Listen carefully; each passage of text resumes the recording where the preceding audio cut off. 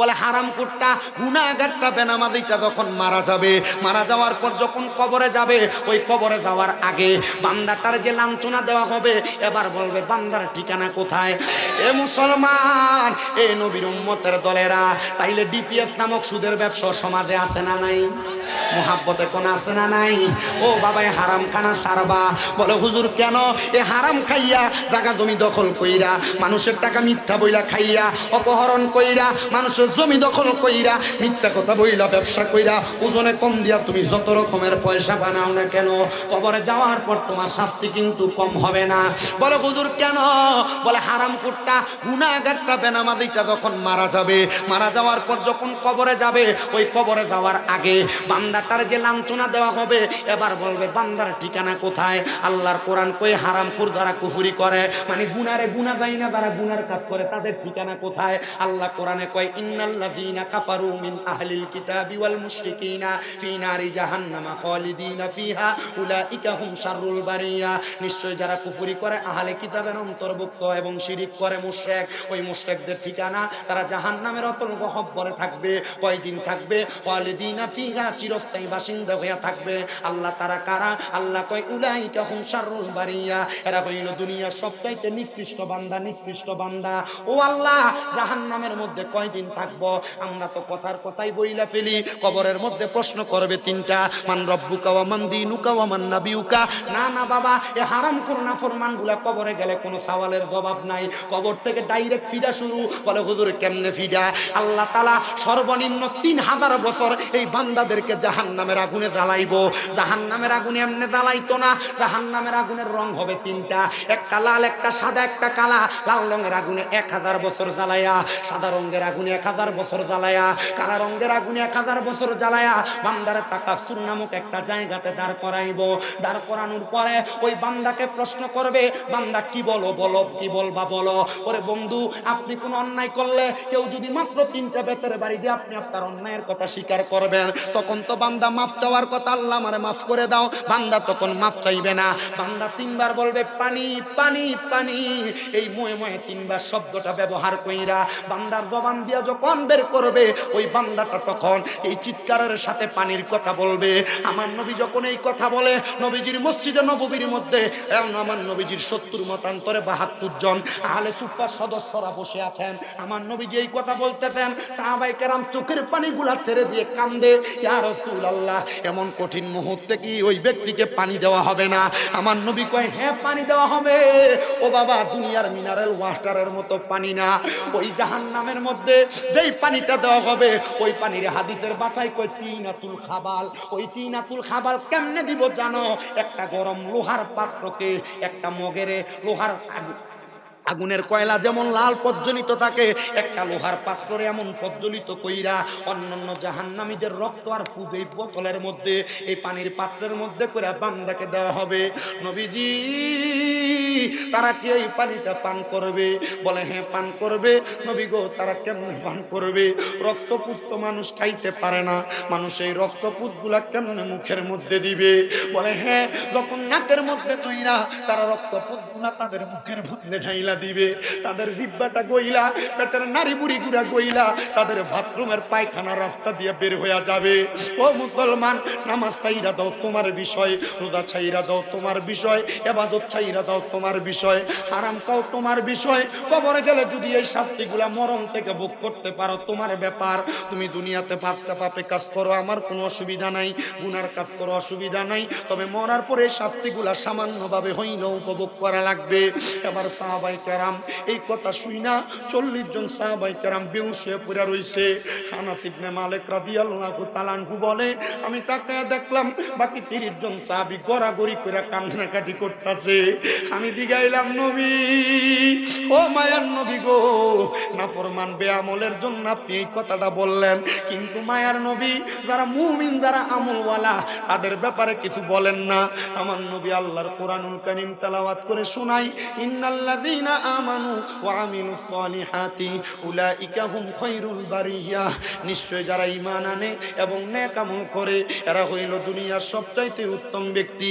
এবার আল্লাহর নবীর তিরমিজি শরীফের আরেকটা হাদিস শরীফের ব্যাখ্যা পড়তে যাইয়া আমাদের কুমিল্লা আলিয়া মাদ্রাসার হেড মুহাদ্দিস হুজুর উনি বলতেছে ঈমানদার বান্দা মরার সময় এমন কষ্ট পাবে না।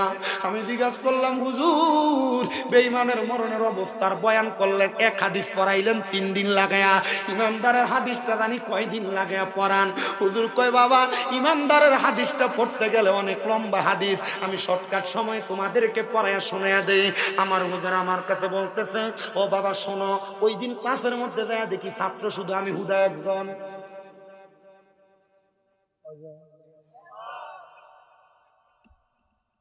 আগের 3 দিন হাদিস পড়াইছে কয়টা? একটা। মৃত ব্যক্তি এই ব্যক্তি যদি হারামখোর হয় নাফরমান হয় তার মরার অবস্থা 3 দিনে হুজুর শুধু কাঁদছেন আধা ঘন্টা দিন। এই কথাগুলো বলছেন আর কাঁদছেন। হুজুর বলে আজকে কার কাছে পড়ান? হুজুর আমারে পড়ান, মুয়াজ্জিন ওয়াজ করতে হবে। হুজুর আমারে পড়াইছে, আল্লাহর কসম করে বলি যেখানে যায় এখন শুধু এই ওয়াজটা করতে হবে। হুজুর মরার যে ওয়াজটা করেন এটা করেন না। আপনি মরণকে ভয় করেন আর না করেন, আমার দায়িত্ব আপনাকে বলে দেওয়া। হ্যাঁ আব্বা এগুলো বললেন না, এখন যেমনে আছে এমনি কি করার আছে? এখন আর কিছু করা যাবে?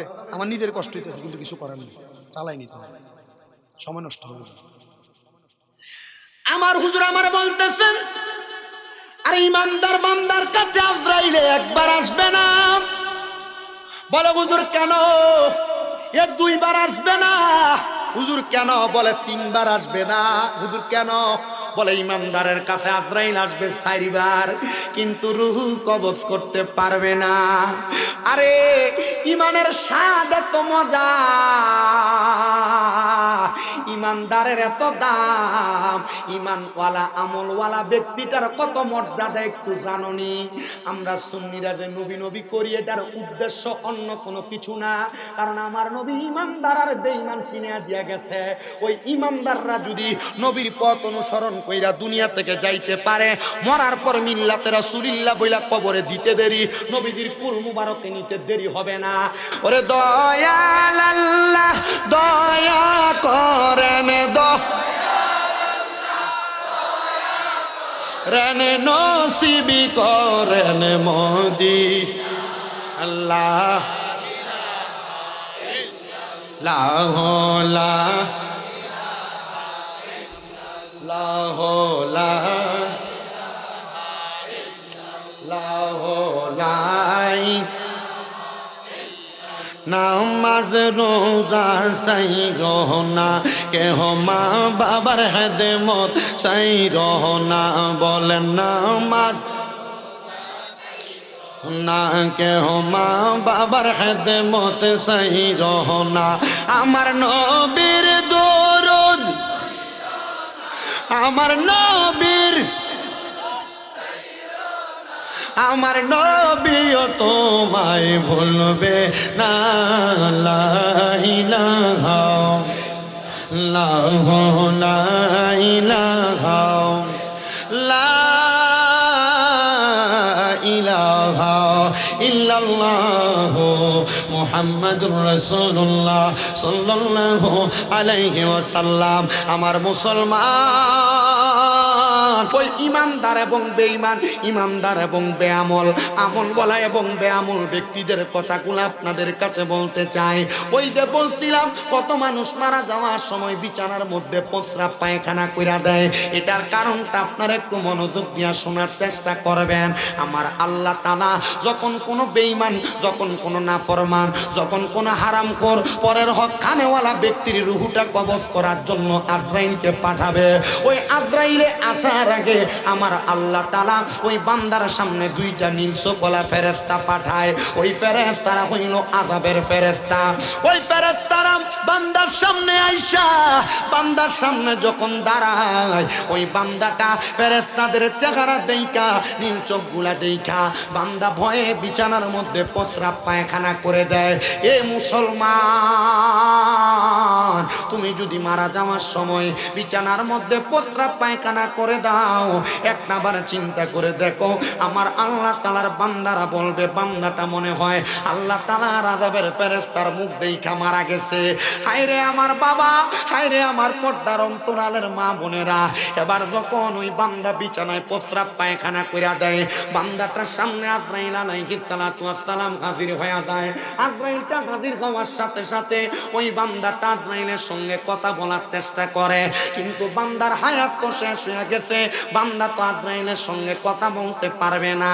ওই সময় বান্দার দুই চোয়ালের মাঝখানে বান্দার জিহ্বাটা কামড় পড়া যায়। ও মুসলমান,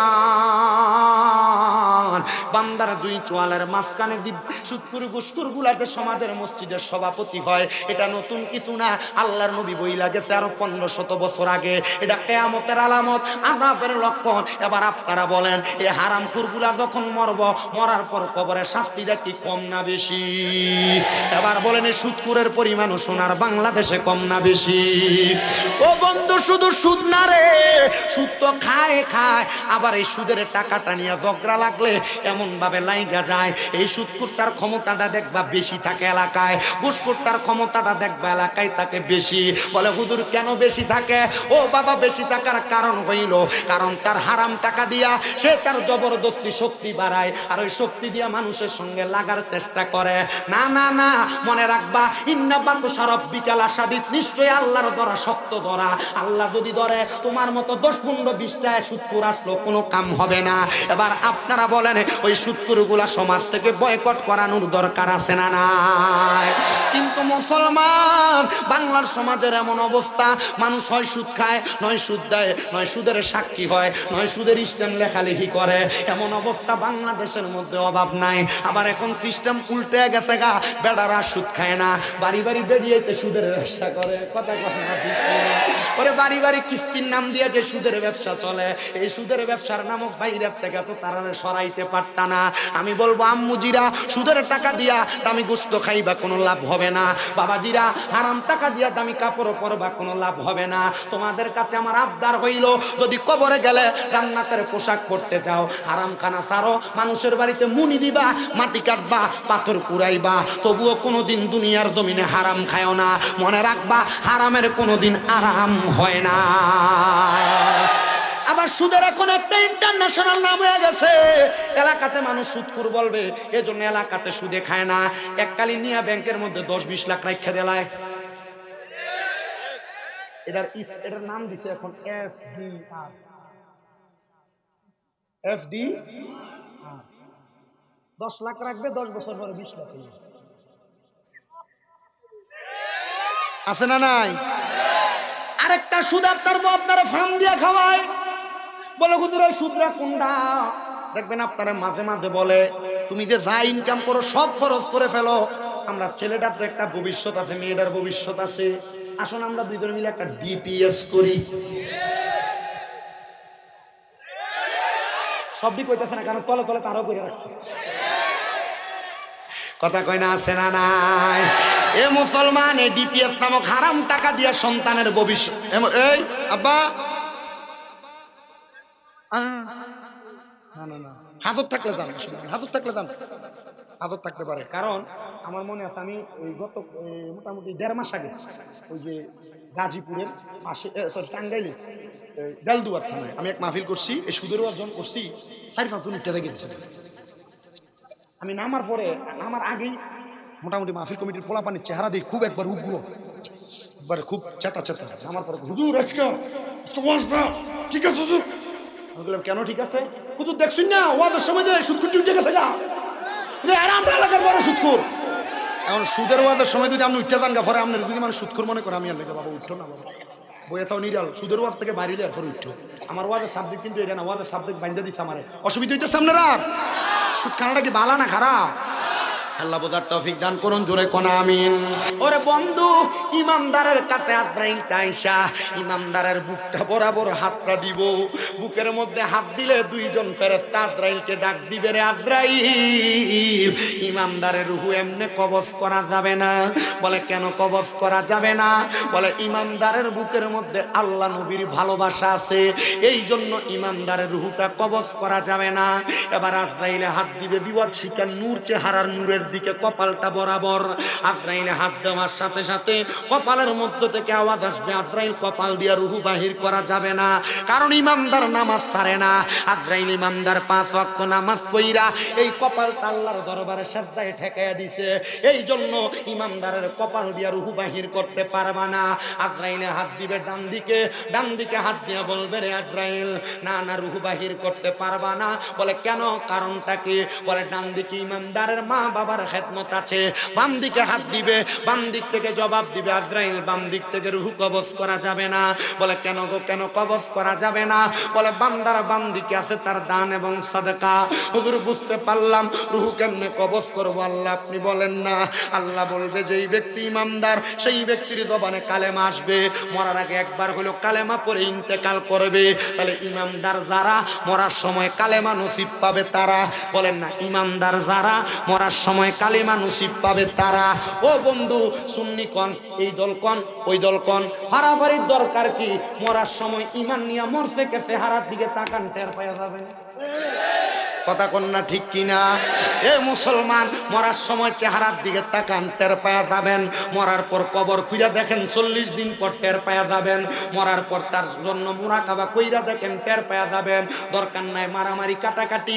আহলে সুন্নাত সঠিক দল আর কোনটা বেঠিক দল, কোনটা বেঠিক দল আমি বুঝাইতে আসি নাই। আমি শুধু আহলে সুন্নাত সঠিক দল বুঝাইতে আসছি, অন্য কোন দল নিয়ে দ্বন্দ্ব লাগাইতে আসি নাই। তবে একটা কথা মনে রাখবা, কবরে যদি নবীকে নবী বইলা পরিচয় দিতে চাও, কবরে যদি নবীকে আপন করে পাইতে চাও, সুন্নিয়তের পতাকা তলে থাইকা আমার নবীর প্রেমে জীবন দিয়া এই দুনিয়ার জমিন থেকে নবীর আদেশ মোতাবেক আমল করে কবরে যাইবা।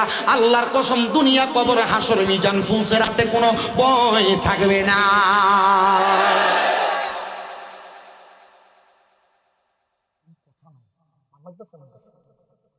মারহাবা বলেন না।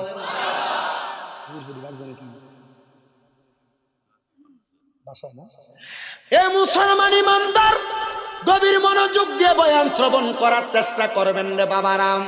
এবার আজরাইল আসবে ইমানদারের কাছে। ও বাবা, বেঈমানের রূহ যখন নিছিল, বেঈমানের কষ্টটা কেমন? জীবিত বকরির চামড়া ছিঁড়া ফেললে যেমন কষ্ট, বেঈমানের তেমন কষ্ট।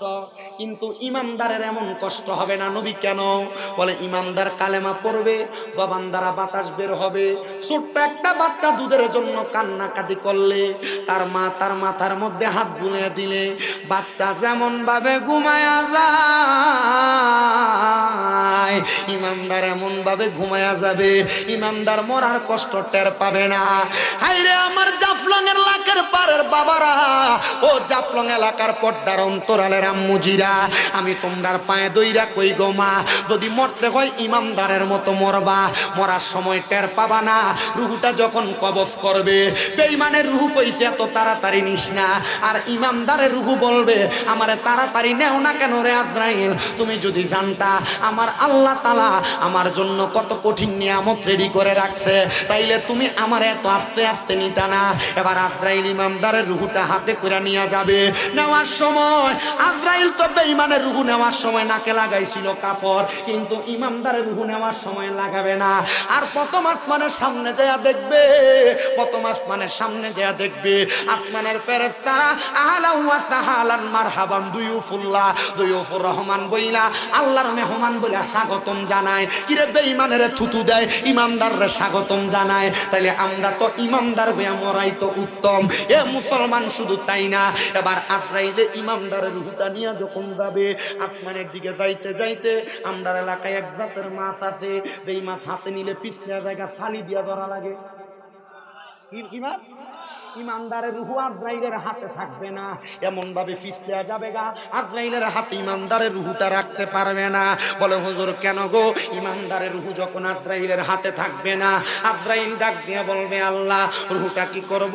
বলে জান্নাতে যাও, যাহাবি ওয়াল ফিদ্দাত, স্বর্ণ রূপার পেয়ালা নাও, স্বর্ণ রূপার পাত্র আইনা ইমানদারের রূহটা রাখবে, সেখানেও থাকবে না। এ আব্বুজিরা, তখন আমার আল্লাহ তাআলার ফেরেশতা জিবরাইল আল্লাহর কাছে জানতে চাইবে, গো আল্লাহ রূহটা কি করব? কোন জায়গায় তো থাকে না। এ নবীর উম্মতের দলেরা, এবার যখন ইমানদার বান্দার রুহুটা কবজ করলো, রুহুটা কবজ করার সাথে সাথে ইমানদার বান্দাটার উপরে নিল। উপরে নেওয়ার সময় ইমানদার বান্দার রুহুটা আজরাইলের হাতেও থাকে না। এবার আমার আল্লাহ তাআলা ইমানদার বান্দার রুহুটা আবার ইমানদার বান্দার ভিতরে ফিরিয়ে দিবে। এ নবীর উম্মতের দলেরা, ইমানদার বান্দারে ফিরিয়ে দেওয়ার পর বান্দার তো একটা ঠিকানা আছে, বান্দা কোথায় থাকবে? ও আল্লাহ, বান্দা তো বড় কষ্ট করে ঈমান আনছে, বড় কষ্ট করে ইবাদত করছে, আল্লাহ বান্দার ঠিকানা কোথায়? এবার আমার আল্লাহ তাআলা কোরআনুল কারীমের আয়াত তেলাওয়াত করে শোনায় দেয়, জাযাউহুম ইনদা রাব্বিহিম জান্নাতু আদনিন তাজরি মিন তাহতিহাল আনহার। আমার আল্লাহ তাআলা জানায় দেয়, বান্দা এই ইমানদার বান্দার জন্য পুরস্কার হইল, আমি আল্লাহ তাআলা তাদেরকে জাযা প্রদান করব। আল্লাহ তাআলা জাযা প্রদান করব। আল্লাহ কি জাযা দিবেন? কয় জান্নাতু আদনিন, ওই জাযার নাম হলো জান্নাতুল আদন। আল্লাহ জান্নাতুল আদন যে দিবেন, ওই জান্নাত কেমন? আমার আল্লাহ কয় তাজরি মিন তাহতিহাল আনহার, এত সুন্দর, নিচে দিয়ে একটা নহর প্রবাহিত হয়। এই মাসটা শাবান মাস, আগে যেই মাস গেছে ওই মাসটা রজব মাস, ওই নহরটার নাম আলিফ জিম বা রজব নদী। ও মুসলমান, কেন কেন কেন রজব? ওই রজব নদীটার মধ্যে 4 প্রকারের পানি থাকবে। এক প্রকার পানি হইল ইন্না আতাইনা কাল কাউসারের পানি। ওই পানি কারা পান করবে? কয় যারা ঈমান নিয়ে ইন্তেকাল করবে তারা এই কাউসারের পানি পান করবে। 2 নাম্বার সারাবাম তাহুরা থাকবে, পবিত্র পানি থাকবে। ও মায়ের নবী গো, ওই পবিত্র পানি কারা পান করবে? বলে পবিত্র পানি তারা পান করবে যারা কোনোদিন নেশা করে নাই। মুসলমান, আপনারা বলেন জাফলং সিলেট এলাকায় নেশা করে নাই? কম না বেশি? মানুষের হলটিও রাখে না, চুরি করে লয়ে জায়গা ডেক ডেকসি রইতে দিতে পারে না, এমনও চোর আছে না নাই? কথা কয় না, আছে না নাই? এ মুসলমান, নেশা করে যখন নেশা করতে পারে না, বেড়াটা উঠতে জায়গা, তখন এই নেশাখোর কলগুলা চুরি করে, ডেক ডেকসি চুরি করে, রাস্তাঘাটের মানুষের মোটরসাইকেল চুরি করে, মানুষের মাল সামান চুরি করে। এটা নেশাখোরের খাসিয়ত। আল্লাহর নবী কয় যারা কোনোদিন নেশা করে নাই তারা সারাবান তাহুরা পান করবে। 3 নাম্বার আর একটা পানি থাকবে জান্নাতি লাবান। মায়ার নবী গো, ওই জান্নাতের পানি কারা পান করবে? আমার নবী কয় জান্নাতের লাবান, ওই দুধ পান করবে তারা। নবী গো কারা? বলে কেউ যদি কোনোদিন কারোর হক মাইরা না খায়, মানে জমি দখল না করে। আমরা সমাজে অনেক ভাই আছে, মা বাপ মারা যাওয়ার পর ভইন্ডে সম্পদ বুঝাইয়া দেয় না। আমাদের সমাজে অনেক বেড়া আছে যে ভাই মারা গেছে, ভাইয়ের ছেলে মেয়েকে সম্পদ বুঝাইয়া দেয় না। এ মুসলমান, ইমাম যেটা কোনটা ফাতরামি করে করে, এই মৌলবী কোনটা ফাতরামি করে আর কোনটা সঠিক, এটা আমি বুঝি। আপনি বুঝছেন নি কথা?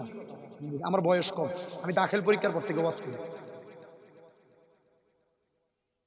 মুসলমান ইমানদারের দলেরা, গভীর মনোযোগ দিয়ে বয়ানটা শ্রবণ করার চেষ্টা করবেন। জান্নাতের দুধ পান করবে তারা। বলে হুজুর কারা জান্নাতের দুধ পান করবে? ওই ব্যক্তি যারা কোনোদিন নেশাদ্রব্য পান করে নাই। হুজুর আপনার কাছে জানতে চাই আরেকটা প্রকার পানি কারা পান করবে? বলে ওই পানিটার নাম হলো জান্নাতের মধু। নবী গো, ওই জান্নাতের মধু কারা পান করবে? বলে জান্নাতের মধু তো তারা পান করবে। বলে তারা কারা? তারা কোনোদিন জবান দ্বারা মিথ্যা কথা, ফায়সা কথা বলে নাই, তারাই জান্নাতের মধু পান করবে। কিন্তু আমরা ব্যবসা করতে যাই মিথ্যা কথা বলি, বন্ধু বান্ধব চলার পথে সুন্দর গালিগালাজ চলতেছে, কোনো কিছুই মনে করে না। না রে মুসলমান ইমানদারেরা, আপনার কাছে আমার করজোরে আবদার, ফায়সা কথা বলা, মন্দ কথা বলা, গালিগালাজ দেওয়া, এগুলা থেকে দূরে থাকবেন, জান্নাতের মধু পান করতে পারবেন। সাহাবায়ে কেরাম প্রশ্ন করে, নবী গো ওই জান্নাতে কতদিন থাকবে? কয় খালিদিনা ফিহা, জান্নাতে চিরস্থায়ী বাসিন্দা হয়ে থাকবে। কিন্তু বাবা আলেমরা বুঝবে, জিজ্ঞাসা করেন, শেষে একটা শব্দ লাগাইছে আবাদা। এই আবাদা লাগায়া জান্নাতীদের মজা বুঝাইয়া দিছে। জান্নাতীরা জান্নাতে প্রবেশ করবে, চিরস্থায়ী বাসিন্দা হয়ে থাকবে। শুধু তাই না, জান্নাতের মধ্য তাইকা ওই বান্দা বের হতে চাইবে না, বের হতে চাইবে না। নবী গো, ওই জান্নাতে কারা থাকবে? আপনি বলেন না, আপনি বলেন না। আমার নূরের নবী রাহমাতুল লিল আলামিন নবী আল্লাহ তাআলার কোরআন থেকে জানায়া দেয়, রাদিয়াল্লাহু আনহুম ওয়া রাদওয়ান, যারা দুনিয়ার জমিনের মধ্যে সবচাইতে আমার আল্লাহকে বেশি ভয় করেছে, আমার আল্লাহকে রাজি খুশি করেছে, আমার আল্লাহ যাদের প্রতি রাজি খুশি থেকেছে, তারাই ওই জান্নাতের মধ্যে থাকবে, ওই জান্নাতের আরামায়েশ ভোগ করবে। নবী তারা কারা? কয় যালিকা লিমান খাশিয়া রাব্বা, দুনিয়াতে আল্লাহকে সবচাইতে বেশি ভয় করেছে যারা। ও মায়ার নবী, তাহলে আল্লাহকে খুশি করে কারা? আল্লাহ কাদের প্রতি খুশি? আমার নবী রহমাতুল লিল আলামিন নবী জানায়া দেয়, রাদার রব্বি ফি রিদাল ওয়ালিদাইন, যাদের প্রতি তাদের মা বাবা সন্তুষ্ট, আমার আল্লাহ তাদের প্রতি সন্তুষ্ট। সাখাতুর রব্বি ফি সাখাতিল ওয়ালিদাইন, যাদের প্রতি তাদের মা বাবা অসন্তুষ্ট, তাদের প্রতি আমার আল্লাহ অসন্তুষ্ট। তুই তুমি আল্লাহকে সন্তুষ্ট না কইরা তোমার মা বাপরে কষ্ট দিয়া, মা বাপরে খানা না দিয়া, অনেক সন্তান বাইয়ে বাইয়ে ঝগড়া করে মা বাপরে আলাদা করে দেয়, অনেক সন্তান বাইয়ে বাইয়ে ঝগড়া করে মা বাপকে জুদা করে দেয়, অনেক সন্তানেরা বউ কথার কথায় বলছে তোমার ভাইটা দুনিয়ার জমিনের ভিতরে কয় ভাই? 2-3 ভাই, কিন্তু তোমরা যে এই জায়গার ভিতরে বইসা একা একা তুমি তোমার মা বাপরে ভাত খাওয়াও কেন? তোমার আর 2-3 ভাই কি নাই? এ সন্তান, এই কথা শুই না তুমি তোমার মা বাপকে আলাদা করে দিছ, তোমার মা বাপকে জুদা করে দিছ। না রে সন্তান না, ওই আম্মা আব্বারে যদি জুদা করে দিয়া থাকো, মাপ চাই তোমার পায়ে দইরা এই ওয়াজের মধ্যে আইসা না পুরা সিলেট বিভাগের বড় আলেমাইনা ওয়াজ করাইবা, কোনো লাভ হবে না। ওয়াদা কইরা যাইবা, কেউ যদি এমন মা বাপরে তুমি আলাদা করে থাকো, এখান থেকে বাড়িতে যাইয়া আম্মা আব্বার পা গুলার মধ্যে ধরবা, ধরে বলবা মা ও আব্বা জান আল্লাহর রাস্তে আমারে মাফ করে দেন। মা বাপ যদি মুখ দিয়া কয় মাফ করছি, তাইলে পাও ছাড়বা, নচেত পাও ছাইরো না। আম্মা আব্বা মাফ না করলে আমার আল্লাহ তোমারে মাফ করতো না। সন্তান, তোমার মনে নাই তোমার আম্মা আব্বার কষ্টের সময়ের কথা? বড় কষ্ট করে মানুষের মতো মানুষ করছে, আব্বা বিছানায় পিঠ লাগাইতে পারে নাই, আব্বা পুরান জামা কাপড় পরছে, জুতা পরতে পরতে পায়ের গোড়ালিটা রাস্তায় লাইগা গেছে, কিন্তু নিজে কোনো নতুন জুতা কিনে নাই, তুমি সন্তানকে দামি জুতা কিনা দিছে। মনে কইরা দেখরে সন্তান, ওই জুতা পায়ে লাগায়া তুমি রাত্রবেলা তোমার ঘরের খাটের মধ্যে নিজে হাঁটা চলা করেছো। হায় রে সন্তান, তোমার কাছে এখন টাকার অভাব নাই, কিন্তু ওই আব্বার বড় অভাব। আব্বা জান অন্ধকার কবরে, সন্তানের দলেরা তোমার মা বড় কষ্ট করে তোমার মানুষ করছে। ঘরে যদি মুরগিটা, দেশি মুরগি ডিমটা পারতো, তুমি সন্তানের জন্য রাইখা দিত। 3 টুকরা মাছ রান্না করলে বাবা বাবারটা খাইতো, দুপুরবেলা তুমি তোমারটা খাইতা, কিন্তু তোমার মা তার টুকরাটা রাইখা দিত তুমি সন্তানের জন্য। কিন্তু এখন এমন সময় মা দুনিয়াতে নাই, 2-3 বেলা খানা না খাইলে কেউ তোমার জিগায় না। আগে 1 বেলা খানা না খাইলে মা বারবার কইতো কিরে ফুত, পেটটা দি পিঠের সাথে লাইগা গেছে, এখন কেউ তোমার খবর নেয় না। সন্তান, এমন মা বাপরে যদি কষ্ট দিয়া থাকো, ওয়াদা করো এখান থেকে বাড়িতে যাইয়া মা বাবার পায়ে ধরে মাপ চাইবা। আজকের মাহফিল কবুল হবে কি হবে না এটার গ্যারান্টি কে দিবে কিনা আমি জানি না, তবে আমি একটা গ্যারান্টি দিয়া যাই, আগামীকালকে যদি শোনো এলাকার কোনো মুরব্বী বাবারা দোকানে বৈশা বলতেছে, হ্যাঁ শামীম দাদার ওয়াজ শুই না আমার ফুতে বাড়িতে যাইয়া আমি বাপের পায়ে ধরছে, কোনো মহিলা একজন আরেকজনকে বলে, হ্যাঁ শামীম দাদার ওয়াজ শুই না আমার সন্তান আমার পায়ে ধরে মাপ চাইছে। অনেকে চিন্তা করে, হুজুর আমি তো কোনোদিন অন্যায় করি নাই, মা বাবার সাথে বেয়াদবি করি নাই, আমিও কি পায়ে ধরবো? আরে পায়ে ধরবা না, পায়ে ধরবা না, মাঝে মাঝে সুযোগ পাইলে আম্মা আব্বার পায়ে সুমা দিবা, সুমা। বলে হুজুর কেন? আরে বাবা আমি শামীম দাদা মাত্র কামেল প্রথম বর্ষে পড়ালেখা করি, কুমিল্লা ইউনিভার্সিটিতে বাংলায় অনার্সের ফাইনাল ইয়ারে, আমার এলএমের কোনো জোর নাই, আমি এলএমের জোর দিয়া কথা বলি না। মাদ্রাসায় ক্লাস 6-7-এ পড়তে ওলামায়ে কেরামের জবানে শুনছি, আম্মা আব্বার কদমের তলে থাকলে, কদমে চুমা দিলে আল্লাহ তাআলা সন্তানের দাম সম্মান ইজ্জত বাড়ায়া দেয়। এ মুসলমানের দল, এই মুসলমানের দল, আপনাদের দুয়ার বরকতে এখন কুমিল্লায় আমার 6টা মাদ্রাসা, এই পুরা মাদ্রাসাগুলোর মধ্যে আমার ছাত্রের অভাব নাই। কিন্তু একটা কথা মনে রাখবা, ওই মা বাবারে কষ্ট দিয়া বাপটা দিয়া তুমি যদি দুনিয়াতে যত কিছু করো না কেন, কোটি টাকা কামাও না কেন, কোনো শান্তি পাইবা না। সন্তান, এ সন্তানের দলেরা, শুধু মা বাবার পায়ে ধরে মাপ চাওয়া না, সুযোগ পেলে আম্মা আব্বার কদমে চুমা দিবা। আমি যেদিন চুমা দিছি এরপর থেকে আল্লাহ আমার ইজ্জত বাড়াইছে, যে ইজ্জতের আমি যোগ্য না, সম্মান বাড়াইছে যে সম্মানের আমি বিন্দু পরিমাণ যোগ্য না। ও মুসলমান, আপনারা ওই মা বাবার কাছে মাপ চাইবেন, কিন্তু অনেকে চিন্তা করে হুজুর যাদের বাড়িতে বাবা আছে তারা এখান থেকে বাড়িতে যাইয়া বাবার পায়ে ধরে মাপ চাইবো, আমার তো আব্বা নাই, আমি কার পায়ে ধরে মাপ চাইবো? হুজুর যাদের বাড়িতে মা আছে তারা বাড়িতে যাইয়া মার পায়ে ধরে মাপ চাইবো, আমার তো মা নাই, আমি কার পায়ে ধরে মাপ চাইবো? সন্তান তোমার মা নাই, তোমার কলিজাটা কষ্টে ফাইটা যায়। আগে টাকা পয়সা ছিল না, মার একটু সুন্দর দামি ফল ফ্রুট কিনা খাওয়াইতে পারো নাই, তোমার মাসিরা জামা কাপড় পরছে, সুই দিয়া শিলিয়া শিলিয়া পরছে, তোমার ঈদের নতুন জামা কাপড় কিনা দিছে। মারে যদি দিগাইতা কি গো আপনি ঈদের জামা কাপড় কিনেন না, মা কইতে এখন কি আর আমার ঈদের বয়স আসেনি, এখন তোমার কাছে টাকার অভাব নাই, কিন্তু মারে 500 টাকা দিয়া কিনে একটা কাপড় পরাইতে পারো না। সন্তানের দল, ওই মা বাপ যদি কবরে থাকে আল্লাহর কাছে খাস করে দোয়া করবা, আল্লাহ আমার মারে মাফ করে দেন।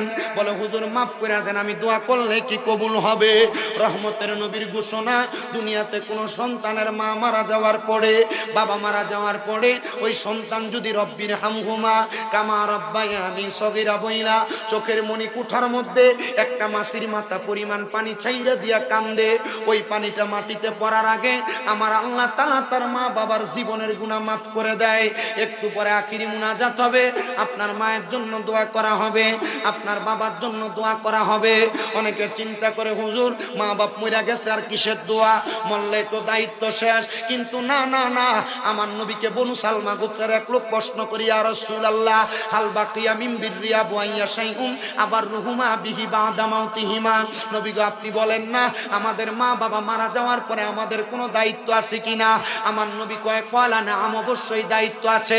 নবী গো দায়িত্ব কি? কয় 1 নাম্বার দায়িত্ব আসসালাতু আলাইহিমা, তার জন্য দোয়া করা। 2 নাম্বার দায়িত্ব ওয়াল ইস্তিগফারু লাহুমা, তার জন্য ক্ষমা প্রার্থনা করা। 3 নাম্বার দায়িত্ব ওয়া ইনফাযু আহাদিহিমা, আম্মা আব্বার জন্য আম্মা আব্বার ঋণ থাকলে পরিশোধ করা, ওয়াদা পূরণ করা। 4 নাম্বার দায়িত্ব ওয়াসিলাতির রাহমিল্লাতি লা তুসালু ইল্লা বিহিমা, মা মারা যাওয়ার পর মার বংশদের সাথে, বাবা মারা যাওয়ার পর বাবার বংশদের সাথে সম্পর্ক বজায় রাখা, আত্মীয়দের সাথে সম্পর্ক বজায় রাখা। আর 5 নাম্বার ওয়াইক্রামু সাদিকিহিমা, মা বাবার বয়সী মুরব্বীদের সাথে মুরব্বীদেরকে সম্মান দেওয়া। বলে হুজুর এটা করলে লাভ কি হবে? এটা করলে তোমার বাবার বয়সী কোনো বয়স্ক মানুষকে সম্মান করলে, ইজ্জত করলে, খাওয়াইলে, পড়াইলে আল্লাহ তাআলা তোমার বাবার কবরে প্রশান্তি দান করবে। মায়ের বয়সী কাউকে খাওয়াইলে পড়াইলে আল্লাহ তাআলা তোমার মার কবরে প্রশান্তি দান করবে। সন্তান তোমার মা দুনিয়াতে বাইচা থাকলে, বাবা দুনিয়াতে বাইচা থাকলে, তুমি যদি তোমার মারে যদি তুমি মাসে 1000 টাকার ফল কিনা খাওয়াইতা, 12 মাসে 12,000 টাকা লাগতো। মা বাপ বাইচা থাকলে যদি ভাত খাওয়াইতা, তাইলে 2000 টাকা করে মাসে মা বাবার পেছনে খরচ হইলে 12 মাসে 24,000 টাকা খরচ হইতো। ওই তোমার মা বাবার পেছনে তো তোমার টাকাটা খরচ হয় না। মা বাবা অন্ধকার কবরে তোমাকে লাখ লাখ টাকার বাড়ি দিয়া গেছে, সম্পদ দিয়া গেছে, ক্ষেতের জায়গা দিয়া গেছে। হায় রে, ওই মা বাপ তো অন্ধকার কবরে চইলা গেছে। তোমার যদি এই সম্পদ না দিয়া যাইতো, যদি ভাড়া থাকতা, মাসে যদি 5,000 টাকা করে ভাড়া দিতা, 12 মাসে 60,000 টাকা ভাড়া লাগতো। ওই তোমার মা বাপ তোমার কাছে ভাড়াগুলা চায় না। আম্মা আব্বা কবরে আছে, ওই আম্মা আব্বার কবরটা যেন আল্লাহ জান্নাতি খাবার দিয়া ভরপুর করে দেয়। একটা সন্তান শুধু দাঁড়াইবা, হুজুর আমার মা নাই, মুনাজাত হবে দোয়া করবেন। হুজুর আমার বাবা নাই, মুনাজাত হবে দোয়া করবেন। মা বাপ 2 জন নাই, মুনাজাত হবে দোয়া করবেন। আমার সন্তান বিদেশ, মুনাজাত হবে দোয়া করবেন। আমার ব্যবসায় বরকতের জন্য মুনাজাতে দোয়া করবেন। আমি মসজিদের কাজটার জন্য 1 লাখ টাকা আমার মা বাবারে মোহাব্বত করে দান করে দিব। যদি থাকেন একজন হাতটা বাড়াইবেন। আমি 10টা ধন্য মায়ের জন্য সন্তান চাই, কারণ আমি জানি এই এলাকার মধ্যে স্টোন ক্র্যাশার মানে পাথর ভাঙ্গার ব্যবসায়ীর অভাব নাই। আপনার কাছে টাকা আছে, পয়সা আছে, এ ব্যবসায়ীরা প্রবাসীরা আপনাদের কাছে কাছে আমার আবদার, 1 লাখ টাকা করে দাবি করছি 10টা মানুষ মসজিদের কাজের জন্য। মনে রাখবেন দুনিয়াতে যে একটা মসজিদ বানায় আল্লাহ তার জন্য জান্নাতে একটা ঘর বানায়। একজন শুধু বলবে হুজুর আমি 1 লক্ষ টাকা আল্লাহর ঘরের জন্য দিব। আপনারা বলেন আমরা মদিনা যাইতে চাই কি চাই না? এ মুসলমান, আমার মাথাটার দিকে তাকাইলে হয়তো বুঝতে পারতেছেন আমার মাথার মধ্যে আপনারা ইউটিউবে দেখেছেন লম্বা লম্বা চুল ছিল। আমার নবীর সুন্নত বাবরির চুলগুলো আমি রাখছিলাম। গত 3 মাস হয়ে যায় আমি আমার রসুলে পাকের রওজা মুবারক থেকে জিয়ারত করে আসছি। আপনাদের এই বশির হুজুর উনিও তো মাঝে মাঝে আপনাদের এলাকা থেকে যে জাফলং হজ কাফেলা না ট্যুর ট্রাভেলস জনয়েটের মাধ্যমে লইয়া যায়। আমি যখন মক্কা মদিনা গেছি, আমি মক্কায় যাওয়ার আগে আমি আমার রসুলে পাকের রওজা মুবারক মদিনাতে গেছি। কারণ অনেক মুনাফিকরা কয় মক্কায় যাওয়া যাবে, মদিনায় যাইতে হজের কোনো অংশ না, মদিনায় যাওয়ার দরকার নাই। ও মুসলমান, আমি আমার রসুলের পাকের রওজার সামনে যাইয়া যেদিন প্রথম ফজরের নামাজ আদায় করেছি, ফজরের নামাজ আদায় করে আমি আমার রসুলের রওজা মুবারকে সালাম দেওয়ার জন্য বাবু সালাম নামক একটা দরজা আছে যেখান দিয়া প্রবেশ করলাম। প্রবেশ করার পর দেখলাম কত মানুষ মদিনার দিকে হাইটা হাইটা যায়, কিন্তু আমি তাকে দেখলাম একজন আরেকজনের সাথে কথা বলে, কিন্তু তারার চোখগুলা বায়া বায়া পানি পড়তাছে। আমি বুঝি নাই তাদের কেন এমন অবস্থা। আমি একটু সামনে যাওয়ার পর আমার মাথার চুলগুলারে হাত দিয়ে আমি ধরছি, ডান হাত দিয়া মাথার টুপিটারে খুইলা আমি আমার হাতে নিয়া আমার নবীজির রওজা মুবারকের দিকে আমার চুলগুলারে আমি পাগলের শুরুতে একবারে লাইরা চাইরা আমি আমার নবীজির রওজার দিকে আমার 2টা হাত দিয়া কইছি, ইয়া রাসূলুল্লাহ, এই বাবরি চুল লম্বা চুল রাখার কারণে কত মানুষ বন্ড বইলা তোহমত দেয়, কত মানুষ ভান্ডারি বইলা তোহমত দেয়, কিন্তু নবী আপনি নবীর হাদিস কইরা দেখছি লাহু শারুন ইয়াদরিবু মানকাবাইহি, আপনি নবীর চুল মুবারক আপনার কাঁধ মুবারক পর্যন্ত পড়তো, অনেক সময় আপনার কানের লতি মুবারক পর্যন্ত পড়তো, অনেক সময় আপনার ঘাড় পর্যন্ত পড়তো। নবী গো, আমি এই চুলগুলা নিয়ে আপনার সামনে আসছি কারণ মক্কায় গেলে চুলগুলা ফালাই দিব আপনার সুন্নত রক্ষার্থে, আপনি নবী কবুল করে নেন। আমি এই কথা বলে একটানা 7 দিন পর্যন্ত আমার নবীর রওজা মুবারকে সালাম দিছি। কিন্তু আব্বুজিরা জানো আমি কেন নবীর রওজায় গেছি রে?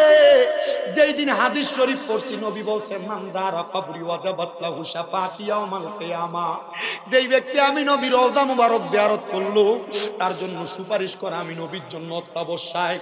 আর নবী যদি তোমার জন্য সুপারিশ করে তোমার মরার পরে আমার আল্লাহ তাআলা নবীর দোয়া এমনি কবুল করবে, কারণ আমার নবীর একটা উপাধি হইল মুস্তাজাবাতুদ দাওয়াত। আমার আল্লাহ তাআলা আমার নবীর কোনো দোয়া ফিরায় না, সব দোয়া কবুল করে। আমি বুঝতে পারলাম নবী তোমার রওজা জিয়ারত করলে আমার জন্য জান্নাত ওয়াজিব হয়ে যাবে। আমি 7 দিন পর্যন্ত নবীর রওজায় সালাম দিয়া 8ম দিন যেদিন আমি নবীর রওজা মুবারক থেকে চলে যাব, আমি আমার নবীর রওজার সামনে দাঁড়িয়ে বলছি, ইয়া রাসূলুল্লাহ, আমার মনে বড় একটা শখ ছিল গো নবী, আপনার রওজা মুবারক আমি জিয়ারত করব, কিন্তু এত তাড়াতাড়ি যে আমার আল্লাহ কবুল করবে আমি বুঝতে পারি নাই। কিন্তু নবী আমার মনে সবচাইতে বড় আশার মধ্যে এটা একটা আশা, কিন্তু আপনার রওজার সামনে আসার পর আমার আরেকটা আশা জন্মাইছে মনের ভিতরে। কি আশা জানেননি গো নবীজি? আমি মনে মনে চিন্তা করছি আপনি নবীর রওজা মুবারকের সবুজ গম্বুজের দিকে তাকায়া কত মানুষ কান্না করে মসজিদে নববীর সামনে দাঁড়ায়া দাঁড়ায়া আপনি নবীর সোনালী রওজা মুবারকের সোনালী রওজা মুবারকের দালি মুবারক গুলা দেখতে এত সুন্দর, না জানি আপনি দয়াল নবীজি দেখতে কত সুন্দর। নবী গো, আমার মরণের আগে আপনি নবীর দিদার আমি একবার পাইতাম, আমি মনে মনে নিয়ত করছি গো নবী, যদি আপনি নবীর চেহারা মুবারক না দেখে মারা যাই আমার মরার পরে আমার এই জীবনটা ধন্য জীবন থাকবে না। ও নবী গো, আপনি একবার আপনার চেহারা মুবারক আমারে দেখাইয়েন। আমি শুধু এই কথা বলি নাই রে জাফলংয়ের মানুষ, আমি এই কথা শুধু বলি নাই রে সিলেটের জাফলংয়ের লাখের পারের মানুষ, আমি আসার সময় বলছি, ইয়া রাসূলুল্লাহ, বাংলাদেশের মাহফিলের মধ্যে যাইয়া হাজার হাজার মানুষের সামনে আপনি নবীর প্রতি দুরুদ সালাম আদায় করি। কত মানুষ টাকার জন্য মক্কা মদিনা আসতে পারে না, কত মানুষ পয়সার জন্য মক্কা মদিনা আসতে পারে না। নবী গো, তারা এখনো পর্যন্ত মক্কা মদিনা আসতে পারে না, তারা মরার আগে একবার মক্কা মদিনায় নেন। আমি একই দোয়া আল্লাহর কাবা ঘরের সামনে যাইয়া কাবা ঘরের কালো গিলাপটা দইরা দইরা করছে, আল্লাহ তোমার কাবা ঘরের সামনে আইসা তো এক ওয়াক্ত নামাজ পড়লে 1 লক্ষ ওয়াক্তের সওয়াব পাওয়া যায়, কিন্তু বাংলাদেশের জাফলংয়ের মসজিদের ভিতরে নামাজ পড়বা 1 ওয়াক্ত পড়লে 1 ওয়াক্তের সওয়াব পাইবা, কিন্তু রসুলে পাকের রওজা মুবারক মসজিদে নববীর মধ্যে যাইয়া 1 ওয়াক্ত নামাজ পড়লে 50,000 ওয়াক্তের সওয়াব পাইবা। এরে মুসলমান, কোন দিন তুমি 1 লক্ষ ওয়াক্ত নামাজ পড়বা? তোমার কাছে দি টাকা পয়সার অভাব নাই, 2-3 লাখ টাকা কইলে সরে দিয়া ক্ষেতের বাড়ি জায়গা জমি কিনা রাখো।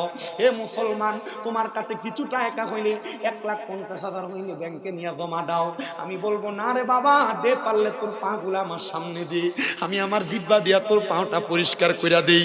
তবে ওয়াদা করবি, জীবনে যদি শান্তি পাইতে চাও, জীবনে যদি জীবনের আরামায়েশ ভোগ করতে চাও, একটাবার মক্কা মদিনা যাইবা। ওই মক্কা মদিনা এত শান্তি পাওয়া যায়, দুনিয়ার কোনো জায়গায় এত শান্তি পাওয়া যায় না। এ পর্দার অন্তরালের আমার মা, এ আমার আম্মু জিরা গো, তোমার স্বামী তোমার কানের দুল বানায় দেয়, গলার চেইন বানায় দেয়, এগুলা তুমি মারা যাওয়ার পর তোমার সন্তানেরা মেয়েরা ভাগাভাগি করে নিয়ে যাবে। আমি বলবো মারা যাওয়ার পর তোমার এগুলা কোনো কাজে আসবে না, পারলে বাজারে বিক্রি করে স্বামীর হাতে টাকাটা তুইলা দিয়া বলবা আমার টাকাটা দিয়া মক্কা মদিনা নিয়ে যান। বেশি টাকা মক্কা মদিনা যাইতে খরচ হয় না, বেশি থেকে বেশি হলে 1 লক্ষ 1.5 লক্ষ টাকার মতো খরচ হয়ে যায়।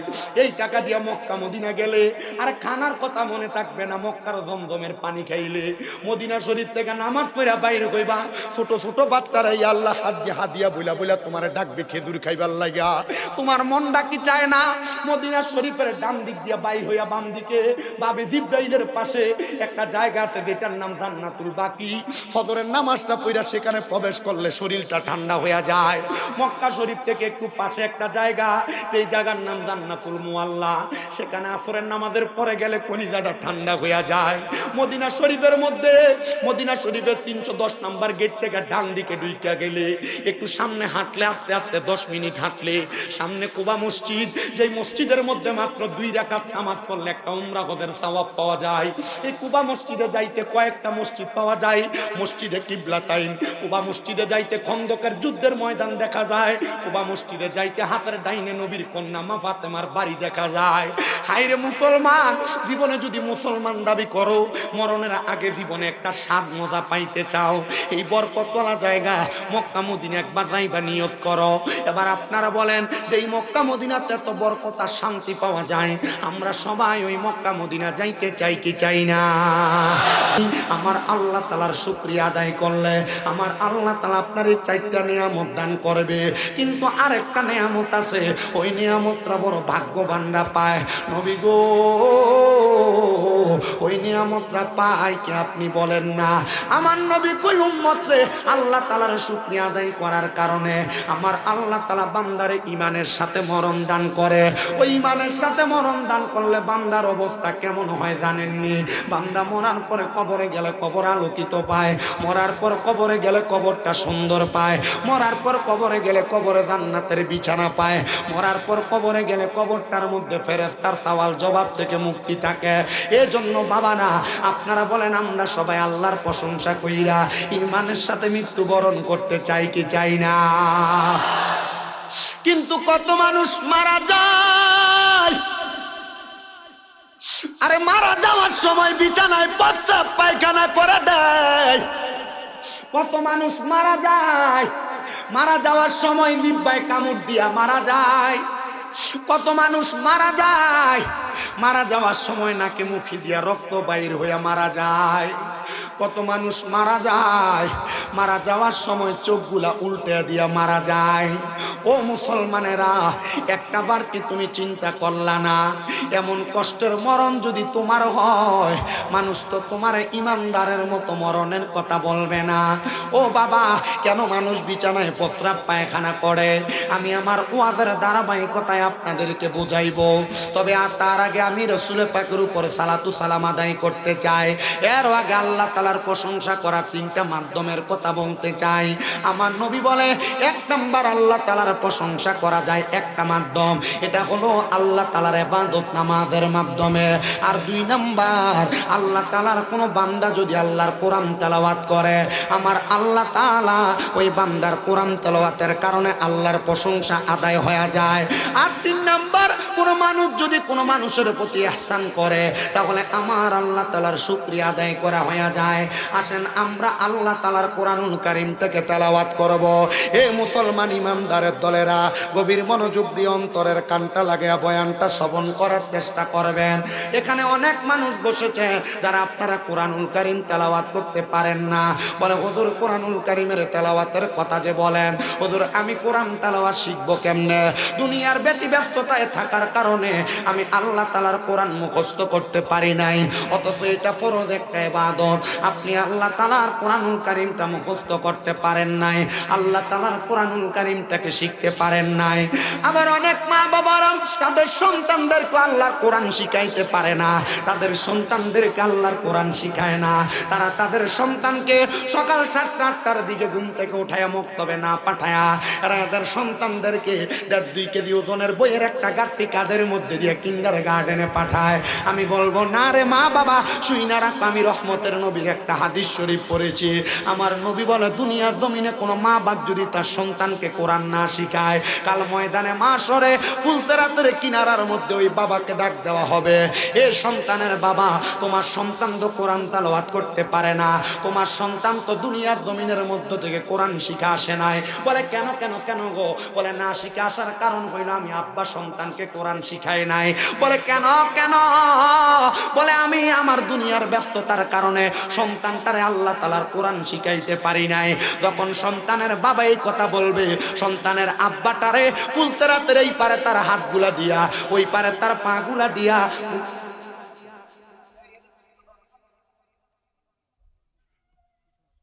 এখানে দাঁড়াইলেও কি বেশি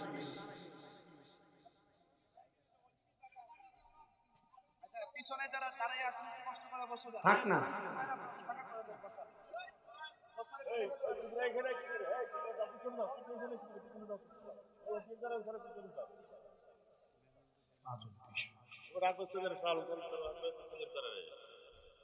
যে যেখানে যেভাবে দাঁড়ায় এভাবে দাঁড়াইতে দিয়ে আল্লাহর এখান থেকে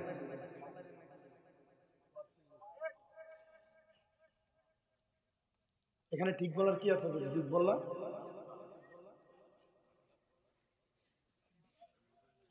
যদি কোন সন্তানের মা বাবা ওই সন্তানকে কোরআন না শিখায়, ওই সন্তানের মা বাবা কোরআন না শিখানোর কারণে ফুলসেরাতের পারে নিয়ে ওই সন্তানের আব্বার হাতগুলা দিবে এক পারে আর পাগুলা দিবে আরেক পারে।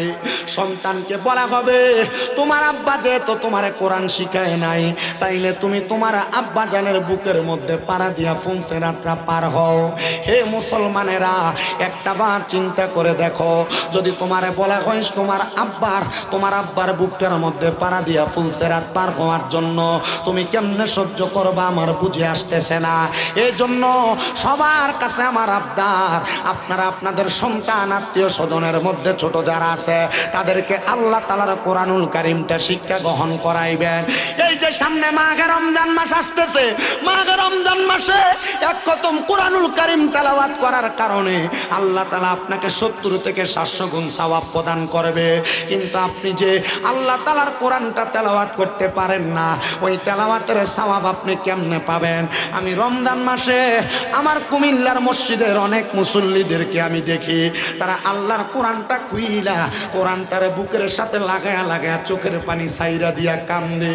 আমি গত রমজানে আমার এক মুসল্লির কাছে আসরের নামাজের পরবর্তী সময়ে জিজ্ঞাসা করলাম, এ বাবা, আপনি কেন আল্লাহ তাআলার কোরআনুল কারীম বুকের সাথে লাগায়া কান্দেন? চোখের পানি ছাইরা দিয়া কয়, হুজুর, আমি আল্লাহ তাআলার কোরআন যদি পড়তে পারতাম তাইলে আমি তো আল্লাহ তাআলার কোরআন তেলাওয়াতই করতাম। আমি কোরআন তেলাওয়াত করতে পারি না বিদায় আমি আল্লাহ তাআলার কোরআন শরীফটা বুকের লগে লাগায় লাগায় কান্দি। হুজুর আপনি না যখন প্রথম আমাদের মসজিদে আসছিলেন, আপনি বলছিলেন এক ব্যক্তি কোরআন পড়তে পারতো না, কাঠুরিয়া মানুষ ছিল, সে শুধু আল্লাহর কোরআনটা বুকের সাথে লাগায় লাগায় কাঁদতো। মারা যাওয়ার পরে ওই ব্যক্তির কবর থেকে দীর্ঘ 27 বছর পরে কবর যখন ভাঙ্গা পড়ছে, ওই কবর থেকে সুন্দর সুঘ্রাণ মানুষের নাকে লাগছে। হুজুর আমার একটা বিশ্বাস, আমি যদি আল্লাহ তাআলার কোরআনুল কারীম শিক্ষা গ্রহণ নাও করতে পারি, আমি আল্লাহ তাআলার কোরআনটাকে তেলাওয়াত না করতে পারি, শুধু কোরআনের সঙ্গে মোহাব্বত রাখার কারণে আমার আল্লাহ তাআলা আমার কবরের মধ্যে সুঘ্রাণ তৈরি করে দিবে। এজন্য আমি সবার কাছে আবদার জানাই, কোরআন পড়তে পারেন আর না পারেন, এখন থেকে আল্লাহ তাআলার কোরআনুল কারীম শিক্ষা গ্রহণ করার প্রস্তুতি গ্রহণ করেন।